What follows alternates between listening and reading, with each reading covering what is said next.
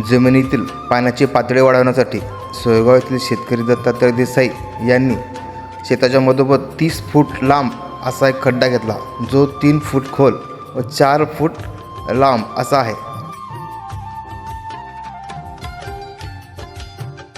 असा खड्डा केल्यानंतर त्यांनी यात ग्रावल टाकून घेतले व नंतर माती ओढून घेतली।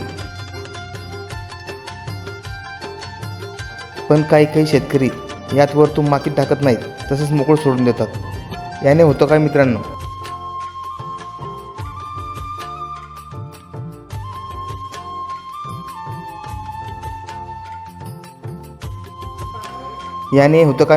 मित्रांनो जेव्हा आपले पावसाचे पाणी येते, हे पाणी या खड्ड्यात जाते म्हणजे या जमिनीत आपल्या मुरते।